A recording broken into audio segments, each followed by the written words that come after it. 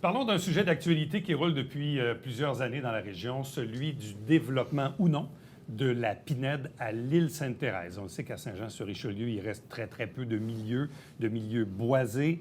Un groupe de citoyens s'est formé il y a quelques années pour, évidemment, faire la promotion de préserver cet espace-là. Tout le monde voudrait bien, mais il y a des contraintes, il y a des irritants, il y a toutes sortes de choses. Et la Ville, il y a quelques semaines, quelques mois, avait pour projet un peu de changer la réglementation pour rendre, disons, la chose un peu plus compliquée pour le développement de certains terrains. Il faut comprendre aussi qu'il y avait un moratoire qui arrive à sa fin de vie utile. Deux invités pour parler un peu aussi de la réaction de ces citoyens qui s'impliquent, ceux de SOS Boisé de la Pinède. Deux invités, d'abord Luco Boisvert, bonjour à vous. Enchanté. Accompagné de Carl Soucy, bonjour et bienvenue. Bonjour. Bon, peut-être juste faire une petite parenthèse. SOS Boisé de la Pinède, ça existe depuis combien de temps et pourquoi? Oh, depuis un bon bout de temps, je dirais environ 2016 que le groupe s'est formé. Avant ça, il y avait eu d'autres mobilisations citoyennes, mais qu'on s'est vraiment organisé, un groupe de citoyens, là, c'est environ 2016. Bon, quand je dis que ça fait plusieurs années qu'on en parle, bien, on a la preuve ici même. Parlons maintenant de ce qui s'est passé récemment. Parce que oui, comme on sait, il y a les fameux 4 terrains entre le canal et le boulevard Baillargeon, et il y a le reste de l'ancien camping. Probablement le voir aussi en 2 segments. Il y a aussi, comment je dirais, disons, les règlements de zonage qui sont associés à ces terrains-là. Tout le monde aimerait bien avoir un parc, mais quand on écoute un peu ce que nous disait le Conseil il y a quelques semaines, c'est bon, on était confronté à 3 choix, celui de rien faire, celui d'acheter le terrain, mais visiblement le Conseil trouve que c'est trop onéreux pour le faire, ou sinon, changer la réglementation pour mettre ça bien, bien, bien compliqué, soit en se disant que personne ne va se bâtir là ou qu'ils vont se bâtir, mais qu'il y aura moins d'emprise au sol, on va préserver des pins et tout ça. Expliquez-nous tout d'abord pourquoi vous étiez contre cette idée-là. Contre quelle idée? Celle de changer la réglementation pour, disons, changer les emprises au sol, un peu ce que nous avait présenté la Ville là, il y a quelques semaines. Donc, il faut faire attention sur comment on présente certains éléments. De un, nous, on est pour la conservation. Donc, c'est pas est-ce qu'on est pour ou contre le règlement. On est pour la conservation. Maintenant, si le souhait de la Ville est vraiment de préserver le plus de pins possible et vraiment de dissuader des gens de construire des maisons ou de limiter l'empreinte au sol, bien, à ce moment-là, le règlement qui nous a été présenté n'avait aucun lien, aucun rapport avec cette réelle volonté-là de faire les choses différemment. Qu'est-ce que vous avez décelé comme, comme erreur ou comme point qui, pour vous, n'était pas en lien avec la volonté de ce que la Ville voulait faire? Bien, le premier point, c'est lorsqu'on regarde c'est quoi une construction verte aujourd'hui. Bien, une construction verte, c'est des matériaux qui sont durables, c'est des matériaux qui sont locaux, c'est une empreinte au sol qui est extrêmement limitée sur l'impact potentiel sur les arbres, réutilisation de l'énergie à l'intérieur. Et quand on regarde la proposition de règlement, il n'y avait aucun élément distinctif qui faisait en sorte que c'était une maison verte. La seule chose qui était indiquée dans le règlement qu'on voyait, c'était des matériaux de qualité. C'était une façade très bien fenestrée à l'avant et une harmonie au travers de son environnement proche du canal. Il n'y a aucun élément qui faisait en sorte que c'était des maisons vertes. Donc, si on veut vraiment avoir des maisons qui respectent ça, qui vont peut-être avoir soit un effet décourageant pour certains propriétaires de se dire, bien, il y a des châteaux à côté de moi, pourquoi moi, j'aurais pas le droit à mon château à moi? Mais à ce moment-là, on n'a pas l'effet dissuasif qu'on aimerait. Bon. Souvent, dans ce genre de dossier-là, les gens se disent à quoi ça sert de s'impliquer parce que, bon, c'est David contre Goliath, c'est compliqué, il faut mettre beaucoup d'heures de bénévolat. Vous le dites, SOS Boisé existe depuis 2016. Il y a eu même 2 élections depuis ce temps-là, 2017-2021. Là arrive ce fameux projet de règlement-là parce qu'on savait très bien que le moratoire arrivait à terme, donc il fallait que la Ville fasse quelque chose. Et là, il y a eu au travers ça, évidemment, une soirée de consultation. Et là, finalement, la Ville a changé un peu son fusil d'épaule. Votre réaction quand vous avez vu que la mairesse faisait marche arrière, c'était quoi votre réaction, M. Soucy? Trop peu, trop tard. Je vous dirais que moi, ce que je décèle de ça, c'est qu'il y a vraiment une mauvaise maîtrise du dossier de la Ville, puis une mauvaise connaissance du dossier. Ça fait 4 ans qu'il y a un avis de réserve qui a été émis pour les terrains, les lots de la Pinède. Ça fait 4 ans qu'il y avait un comité qui avait été créé, qu'on avait rassemblé des partenaires, qu'on avait amené par Canada, d'autres personnes autour de la table pour acquérir ces boisés-là. Et ce qu'on nous a dit dernièrement à huis clos, c'est que on a manqué de temps au niveau de la ville. Moi, je pense pas que c'est un manque de temps. Je pense que c'est un problème au niveau des priorisations au niveau de la ville. Ce dossier-là n'a jamais été mis de l'avant, n'a jamais été prioritaire. Puis là, on arrive devant le fait accompli, à la limite, puis on vient nous dire qu'il n'y a pas d'argent pour acquérir ces boisés-là. J'ai un réel problème à ce niveau-là. La mairesse l'a avoué en consultation publique. Il n'y a eu aucune discussion avec le propriétaire. On ne sait même pas combien valent ces terrains-là. Peut-être qu'il y aurait eu une possibilité de négociation avec le propriétaire. Peut-être qu'il aurait été ouvert à échanger des lots ailleurs dans la ville ou trouver un moyen de préserver ces lots-là. Mais elle l'a avoué elle-même, il n'y a eu aucune négociation avec le propriétaire. Je me rappelle la dernière fois que j'ai reçu Mme Bouchard ici, il y a quelques semaines, j'avais posé la question, avez-vous entamé des négociations avec le propriétaire? Et la réponse était non. Donc, c'est qu'on prenait pour acquis que la valeur des terrains, disons, excédait ce que la Ville était prête à y mettre. Mais ce choix politique-là, comment vous le voyez, vous? Parce que les gens vont vous dire, on a besoin de logements sociaux, on veut une école, on veut une piscine, on veut un aréna avec 2 patinoires, on a besoin d'infrastructures. Puis à un moment donné, il faut faire des choix. Puis bon, je ne sais pas comment ça vaut ces 4 terrains-là, mais la Ville dit, écoutez, on trouve ça trop cher.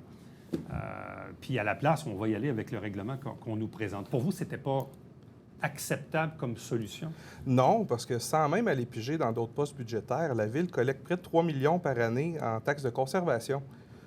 Moi, ce que je me dis, c'est si on est capable de financer des ronds-points, des édifices municipaux, pourquoi on n'est pas capable d'utiliser ce 3 millions-là comme levier pour se financer nous-mêmes et dire, on va acquérir les derniers boisés qui nous restent à Saint-Jean, il n'en reste pas beaucoup, vous l'avez dit d'entrée de jeu. Finançons-nous nous-mêmes en disant, regardez, il y a un 3 millions qui rentre par année, tranquillement, pas vite, au cours des années, on va se rembourser. Puis procédons à l'acquisition des derniers boisés qui restent. Il me semble que c'est simple. On n'a pas à couper dans d'autres projets. Finançons-nous à même notre taxe de conservation qu'on a au niveau de la Ville. Je reviens à la soirée de consultation, parce que tantôt, je faisais le lien en disant, bien, quand on s'implique, parfois, ça donne des résultats. À preuve, il y a eu la soirée de consultation, où vous y étiez d'ailleurs. Et là, on constate finalement que la Ville retourne à la planche à dessin. Je reprends le titre dans le Canada français. Donc, on fait marche arrière. Mais en même temps, le sablier, là, il n'en reste pas beaucoup dedans, parce que l'avis de réserve, je n'ai pas la date exacte, là, mais c'est au mois d'octobre. C'est au mois d'octobre. C'est quelques jours. Là. Exact. Qu'est-ce que la Ville peut changer en si peu de temps? Bien, écoutez, j'ai bien hâte de voir ce que la Ville va nous présenter. De mon côté, j'en ai vraiment aucune idée.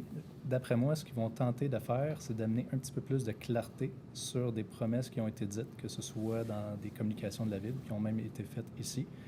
On a tellement martelé le mot de maison verte que probablement, au niveau de la réglementation, ils vont essayer de clarifier cette partie-là. Un autre aspect, c'est lors de la consultation publique du 2 octobre dernier. Le greffier a nommé, on parlait du montant des constats d'infraction. Je m'en allais là. Bien, écoutez, je m'excuse de vous devancer, mais c'est là que le greffier a ouvert une porte. Une porte sur est-ce qu'on peut mettre des garanties légales au niveau de la construction. Pas des garanties légales, excusez-moi, c'est un mauvais terme, mais des garanties au niveau de la construction. Donc, si on ne respecte pas le règlement, bien, il pourrait y avoir un risque de poursuite où il y aurait des garanties monétaires. Donc, c'est plus juste une question d'amende. Mais pour que ça soit légal, si on veut poursuivre un propriétaire de maison ou un entrepreneur, il faut que ça fasse partie du règlement.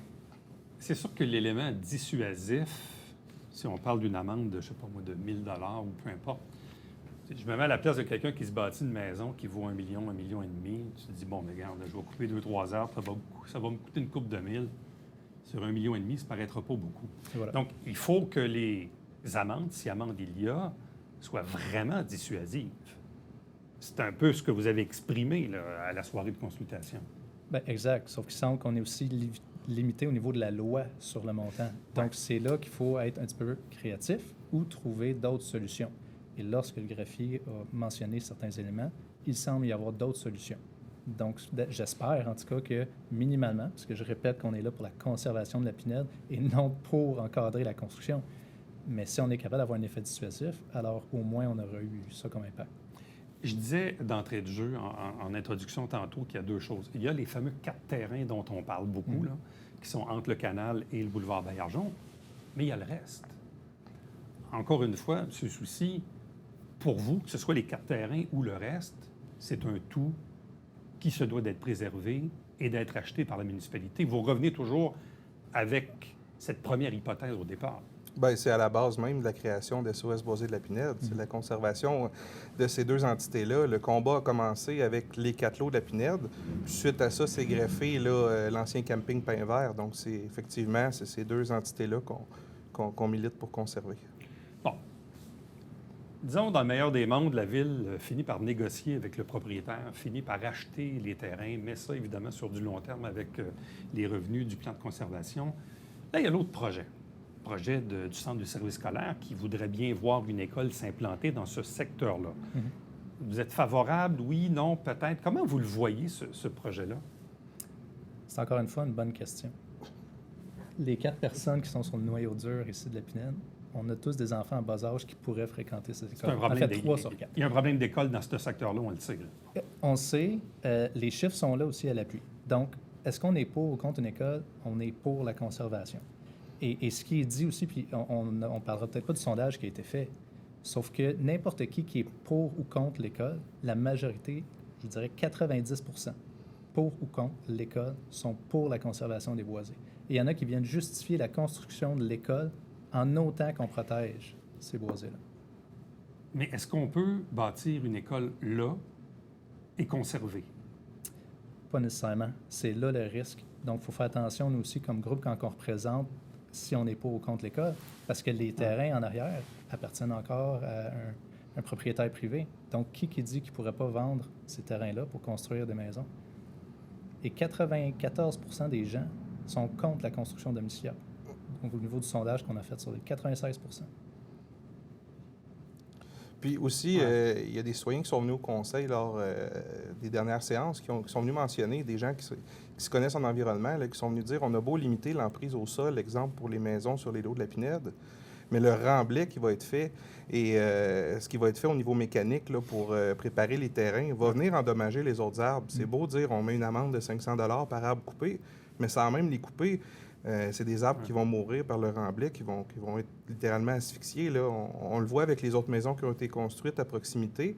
Puis, pas plus tard qu'il y a 2 semaines, il y a beaucoup d'arbres qui étaient coupés, des arbres morts. Donc, moi, je pense que la solution de la Ville au niveau de la Pinède n'est pas cohérente avec ce qui se dit au niveau de la conservation. Bien, à vous deux, merci beaucoup. C'est fort éclairant. On verra évidemment la suite des choses avec le nouveau projet de règlement de la Ville. On verra qu'est-ce qui sera changé. Et on verra si ultimement la Ville entamera ou non des négociations avec le propriétaire. Maintenant, je me dis que le proprio, il doit voir venir la Ville dans son rétroviseur d'assez loin. Mais bon, tout se négocie dans la vie, semble-t-il. Écoutez, si je peux juste mentionner quelque chose, on a souvent parlé d'emprunt et du manque d'argent. 96 des gens qui ont participé au sondage, et on a fait 100 des maisons, by the way, de l'île, sur les gens, sur les répondants, 95 étaient prêts à un emprunt. Donc, les gens sont ouverts à cette idée. À vous deux, merci beaucoup. Merci. Restez avec nous, on vous revient après ceci.